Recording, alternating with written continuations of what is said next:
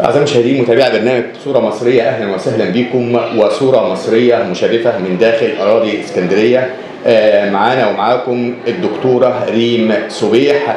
هي هتعرف نفسها بالسادة المشاهدين لأن التايتل بتاعها كبير قوي. فأهلا وسهلا بحضرتك يا دكتورة ريم. أهلا بحضرتك، أهلا وسهلا بيك. وأهلا بيك ببرنامج صورة مصرية. عرفي بقى السادة المشاهدين مين دكتورة ريم صبيح وإيه البوزيشن بتاعها هنا في المدارس الليبية؟ طبعا بالنسبة للإسكندرية هنا أنا مديرة فرعي مدرسة خطوات التقدم الليبية بالإسكندرية.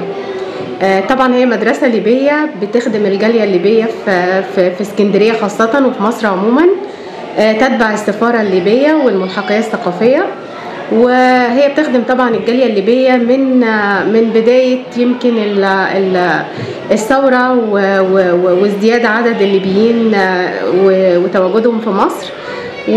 ودي طبعا احنا بنخدم الجالية الليبية، بنذلل لهم كل الصعوبات عشان خاطر ايا ما كان سبب تواجدهم في مصر يلاقوا مكان لاولادهم يعلموهم ويدرسوهم ويبقوا متواصلين مع مدارسهم هناك ومع المنظومة بتاعتهم في ليبيا. تمام دكتورة، حضراتكم هنا في مصر هل المدرسة بتدرس منهج معين ولا مناهج الليبية أو المناهج المصرية ولا يعني ميكس بين المناهج المصرية والمناهج الليبية؟ مبدئيا برضو أحب أقول إن المدرسة ملكية للأستاذ عز العرب أبو القاسم. هو رجل أعمال ليبي وهو صاحب المدرسة.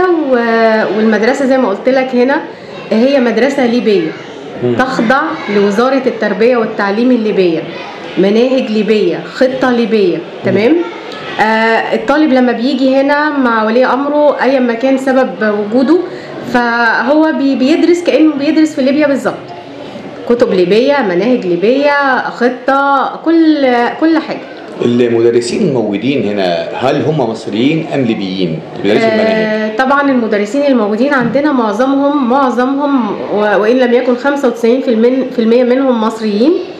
وده يمكن بيبقى حتى طلب أو مطلب كبير جدا بالنسبة للليبيين، لأن هم واخدين على المدرسين المصريين عندهم في ليبيا وبيحبوا يعلموا ويدرسوا ولادهم برضو على إيد المصريين طبعا للكفاءة بتاعتهم. وبرضو ما عندنا لازم بتبقى فيه نسبة تدريس وعمالة ليبية لازم موجودة طبعا في قلب المدرسة، لأن هي مدرسة ليبية. فاحنا طبعا بيجي عندنا مجموعة بتتقدم للعمل برضو عشان تساعد ضمن الكادر اللي موجود في المدرسة. هل نتكلم بقى على شروط التقديم للمدرسة؟ ده هنتكلم عليها في الجزء الثاني مع حضرتك، نتكلم شروط التقديم في المدرسة.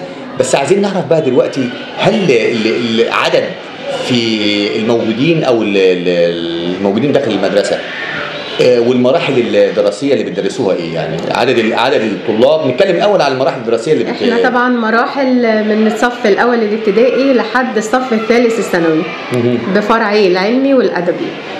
طبعا الاسره بتتكون من اولاد او اطفال كل واحد فيهم في مراحل مختلفه. بالظبط. ما ينفعش نوفر مرحله ومرحله ثانيه مش موجوده. نكمل مع حضراتكم من الابتدائي لغايه الثانوي. يجيني ولي امر مثلا عنده طالب في الابتدائي، طالب في الاعدادي، طالب في الثانوي، يقدر يعلم اولاده كلهم. ما ينفعش ان انا هجيب حد معايا ومش هجيب حد يعني. فاحنا طبعا بندرس جميع المراحل، الابتدائي والاعدادي والثانوي. طيب حضراتكم قلنا بقى دلوقتي حته العدد، هل في اسكندريه هنا عامه يعني في عدد كبير من الليبيين داخل اسكندريه؟ هنتكلم على اسكندريه لان هي يعني اقرب حاجه بالنسبه لليبيا.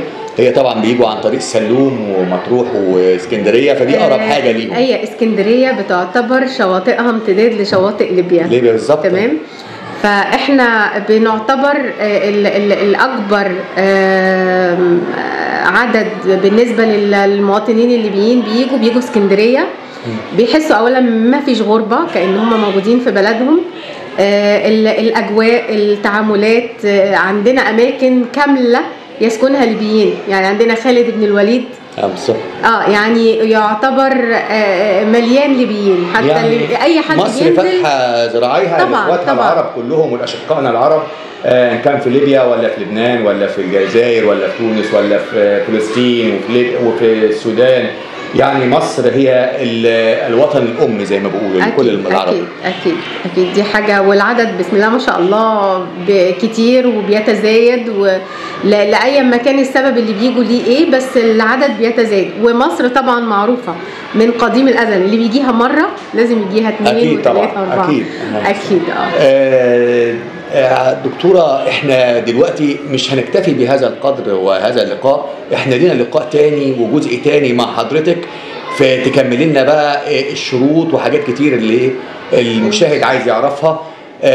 فان شاء الله لنا لقاء اخر ان شاء الله باذن الله، ووعد من حضرتك اللي انت تدينا لقاء تاني ان شاء الله. طبعا، لان انا حابه اعرف الناس ان احنا هنا في مدارس ليبيه متواجده في مصر، ودورها ايه وبتخدم مين، وان شاء الله برضو في الحلقه الجايه لازم نقول بتخدم مين.